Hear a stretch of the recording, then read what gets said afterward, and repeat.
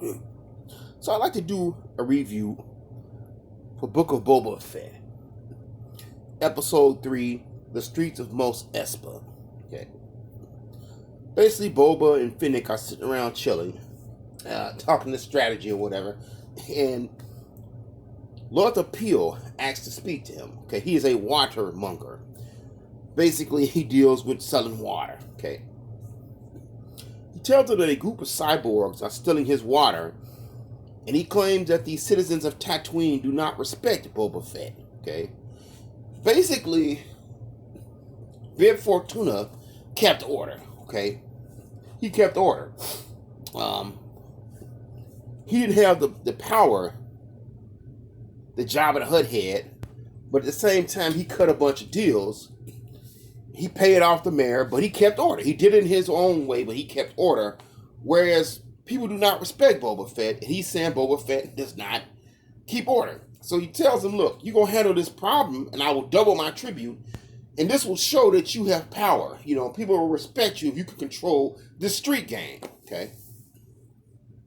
So Boba Fett goes out there to confront them. They talk a bunch of crap. They tell him that the watermonger is actually overcharging people for the water, which does seem to be the case, okay? Because Boba Fett tells him, cut your stinking prices, bro. And he asks him how much they owe you.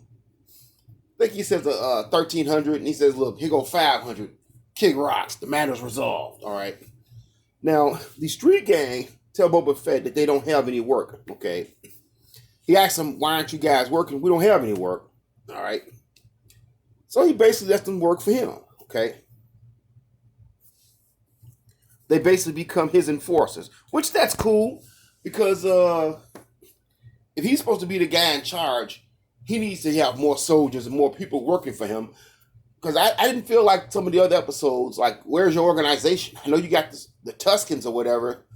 But it doesn't seem like he has a large-scale organization. So that's good. I'm glad they actually added some new characters, okay?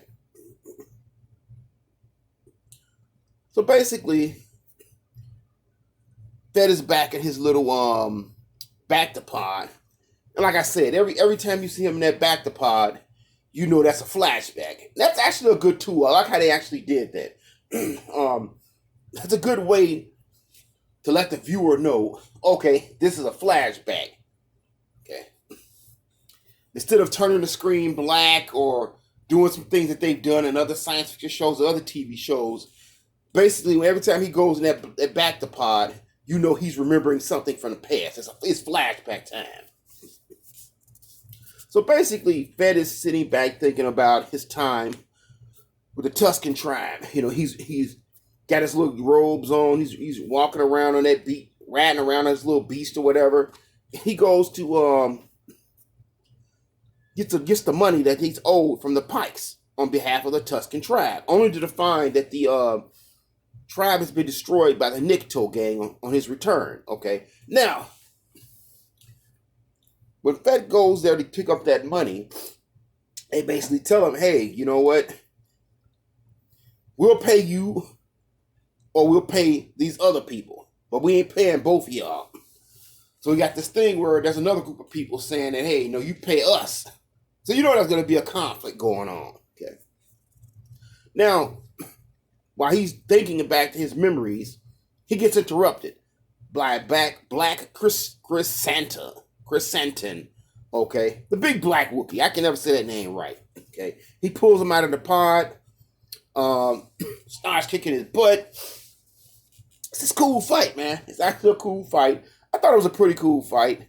The cyborgs come to his aid. They're all fighting this dude. It's like 7-on-1 or something like that. But eventually, they overpower him and knock him into the Rancor pit, okay? And he takes this guy captive, basically. Okay. Now, at this point, the Wookiees actually show up. They talk to Boba Fett. They're telling him they're leaving and that, a war is bad for business. And they apologize for sending the Wookiee Black Chrysanthemum after him. Okay. Then they tell Boba something interesting. They tell him that the mayor, Mark Shaiz, has promised Jabba's territory to another syndicate. Okay, so they're telling him they're leaving, and they also give him the gift of a Rancor. All right, which is actually cool. I feel like this Rancor is actually going to play into something. They show they have a guy that's telling Bubba about the Rancors and how they actually are gentle, but people have used them to fight. And he tells them how that they will imprint on the first person that they see.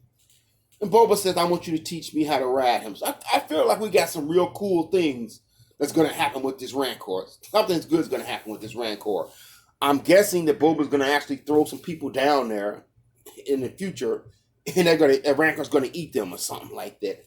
Or there's going to be some cool scenes where he's riding on top of this thing, and this thing is beating the crap out of people. It's something real cool coming with that Rancor. Watch. And you're going to get at least one really cool episode with that. Yeah.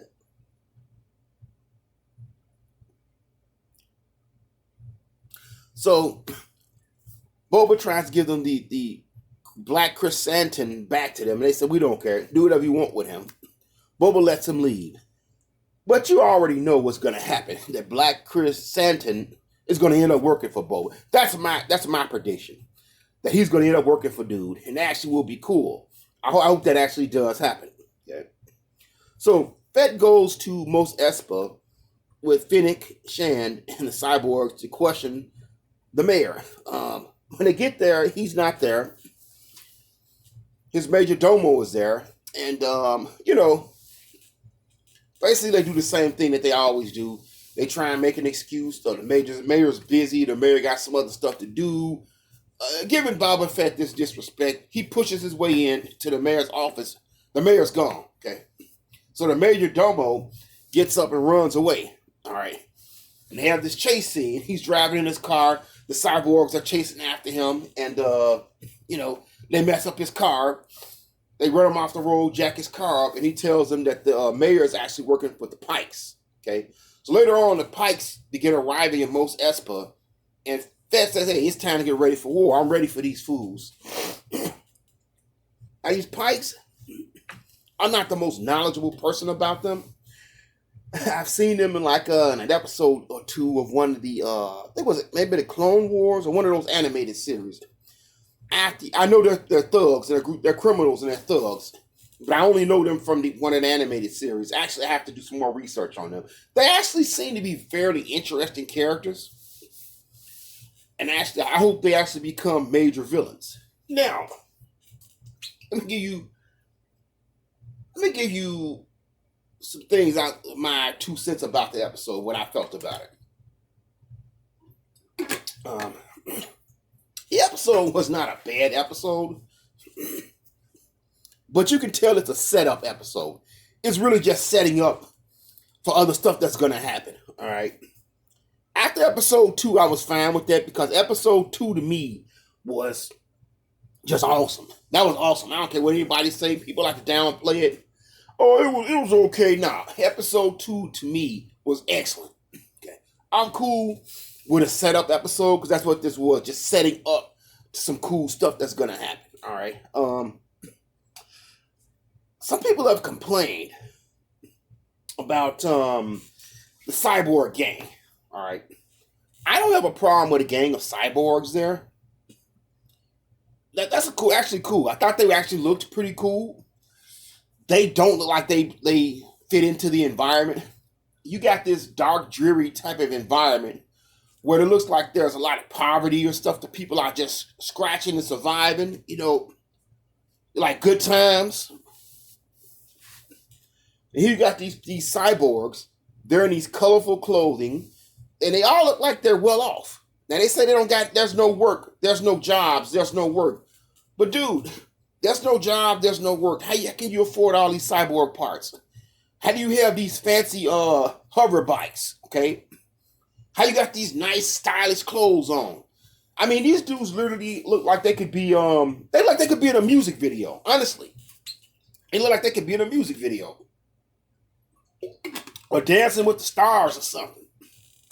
They do not fit into their environment at all.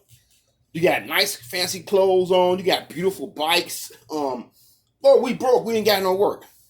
Here's the thing. I think that was done intentionally. I think that was a choice to make them stand out from the environment. They wanted them to stand out from the environment. So I get why they did it, but I think they made a mistake with that. Okay. Some people have called them Power Rangers. Okay. I don't necessarily call them. I see the idea. I don't really call them Power Rangers. If you actually will watch Teenage Mutant Ninja Turtles, the original 1980s cartoon, there was these characters called the Neutrinos, and they were a street gang, and they wore colorful costumes, and they had hover cars. These dudes look just like them. Okay, that's who they reminded me of, the Neutrinos. Okay, but Power Rangers work as well. Also, the chase scene. Dude, it didn't bother me as much as it did other people, but I got to be honest with you. It was bad. It was very bad. It didn't bother me, man, but it had to be one of the most laughable chase scenes that I've ever seen, okay? And you can't say, oh, they didn't have the budget to do a really good chase scene, because I've seen TV shows back in the 70s that probably didn't have anywhere near the budget that this one had. This that Book of Boba Fett has, and they did good chase scenes. Okay, I don't know, man. It seemed to me like somebody should have looked at that and said, "Hey, man, this ain't gonna work." It's supposed to be a chase scene. This dude's supposed to be driving in this car, and they look like. I mean, if you was driving Miss Daisy or something, okay, if somebody was in the mayor's vehicle, you had an alien there who was named Miss Daisy and said, slow down, why you going so fast? Then that scene would have made sense to me, okay? But come on, dude. They supposed to be in a chase scene, and they look like they driving like they 90 years old or something, driving Miss Daisy, dude. Okay? That chase scene was horrible. What would have worked better if the mayor had gotten his vehicle, one of them had shot at his car and shot the engine or did something where the car crashed, and he had to do a foot chase. That would have been better, because apparently whoever handled this, whoever did this chase scene, don't know how to do chase scenes, man. And I feel like that was a conscious choice. Okay, that they want to show off the environment, show them, running into stuff and like that. Maybe that was a conscious choice, but I think it was a bad choice. It didn't bother me like it did other people, but yeah, come on, man. It was horrible. They should have just did, like I said, let him get in his car, let them shoot his car, and do a chase scene on foot. If you can't do the driving scenes or whatever, just do it on foot. That would have been made more sense and probably looked better. That chase scene was horrible, man. That was whack. That I have to actually agree with people when they say that was horrible. It was. And I have to agree that the biker gang, the cyborg biker gang, which I actually think is an interesting idea that they could play with, they don't look like they fit the environment. And like I said, I think they did that so they would stand out from the environment. But you don't necessarily want to stand out too much from your environment. Yeah, that's the problem. That's it in a nutshell. They stand out from the environment by giving them the fancy looking clothing and the colorful bikes, but they stand out too much. Okay, they don't look like they fit the environment. Hopefully, in the future, maybe they'll come up with a logical explanation and just say they came from some another planet or someplace else where people got money and they're slumming it over here or something like that. That would make more sense if they had explained that in the episode. Also, a lot of people have complained about Black Chris Santon, the Wookiee. How he sneaks into Baba's palace, and they're like, "Oh, he just snuck in there and nobody saw him." I have to kind of agree with that to an extent. Does seem funny that nobody saw this big gigantic Wookiee, but at the same time, man, it didn't bother me as much as it did other people because look, man, he is big and he's tall.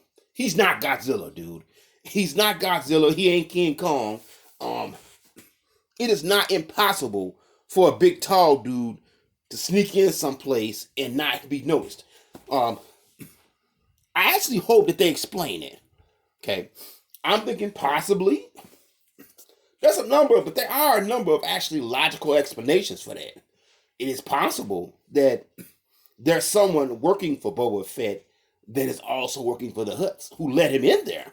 Okay, it's possible that being Jabba the Hutt's relatives, that they might actually know of some secret entrance up into the Jabba's palace that Boba Fett does not know. And he snuck in through that way, okay? But I think the best explanation would actually be to have somebody working for Boba Fett who let him, potentially let him in there and say, hey, come over this way, they won't see you. But who knows? Yeah, it didn't bother me as much as it did other people. Like I said, I did think it was a little odd he was able to get that far get that far into the building without getting noticed. But like I said, dude is not King Kong or Godzilla. He ain't that big, and it's not improbable that he could have not have snuck in there. It's not impossible. Improbable maybe, but not impossible. All right. Also, I don't really have any big problems with this episode. The biggest problem is, like I said, it's just a setup episode. It just set leading up to some more cooler things. It's a setup episode. The chase scene sucked. The Power Rangers or the neutrinos, whatever, cyborg neutrinos, the cyborg gang, they don't fit into the environment. But yeah, this episode has some problems. This is actually the weakest episode I've seen so far. Now, I know some people will disagree with me because I love this series. If you hate it, I respect that. Hey, if you hate it, you think it's garbage, I respect that. I understand people don't like the same thing, but I'm enjoying it so far. This episode was the weakest episode, okay? But it was weak because of some minor problems and trying to be a setup episode. Hopefully they'll iron those problems out, okay, with the biker gang, or at least do a better job of explaining why they don't fit into the environment, okay? And in the future, explain how this Wookiee was able to get in there.